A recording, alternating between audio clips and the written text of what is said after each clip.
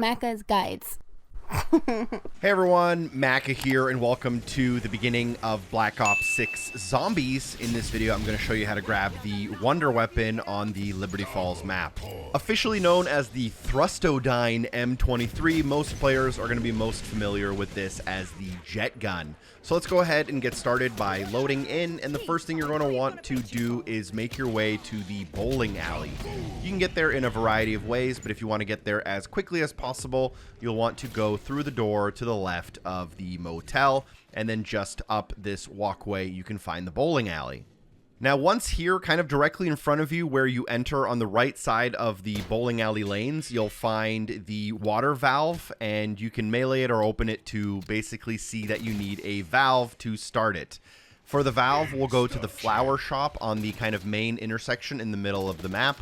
There's a flower store here, and just out front of the flower store, you can find a water hose with an item. Interact with that water hose, even though there's no button prompt, to grab the valve and then run it back to the bowling lanes.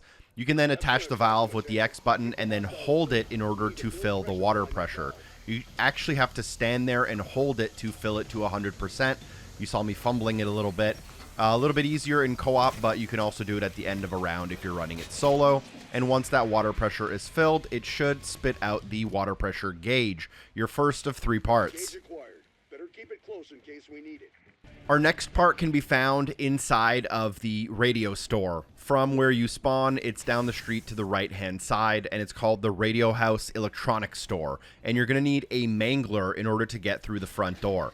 You can either get one to spawn on the map, and then you're going to basically allow it to attack you while you're standing in front of the door, and then dodge the attack for it to blow the door open.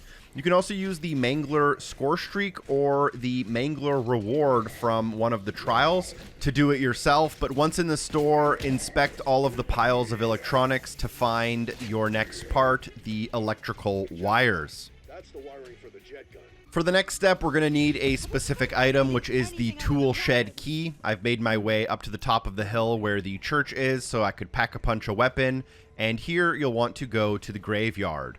And you want to kill a ton of enemies while in the graveyard to spawn the Groundskeeper. Some people have reported they needed to interact with the canister machine inside of the church, but this is not necessary in my opinion. The Groundskeeper will spawn after a certain amount of kills inside of the cemetery area, and once they spawn, you're going to need to take them out. We took them out extremely quickly, which is why you barely see them, but once you do take them out, they should drop your next golden piece, which is the tool shed key, which my co-op partner picked up here. Let's go ahead and use the tool shed key to get inside of the tool shed. From the kind of main intersection by City Hall, let's go up the hill towards the church. And near the end of the road here, let's take a right-hand turn behind this house. Here you'll find the tool shed, and you can interact with the door now that you have the key in order to open up, finding the handbrake inside, our final component in order to build the Wonder Weapon. To build the Wonder Weapon, take all of your parts back to the motel near where we spawned and go upstairs to the 2nd floor. If it's your first time here, a bunch of zombies will pop out of this door and you'll have to take care of them, but once you go inside, you'll find the Wonder Weapon workbench, which you'll now be able to assemble if you have all of the parts. I'm a pretty big fan of this weapon because it has essentially infinite ammo, and it's quite powerful, especially in very specific circumstances. The primary attack kind of puts enemies on the ground and sucks them into the spinning engine, which chops them up and does quite a bit of damage.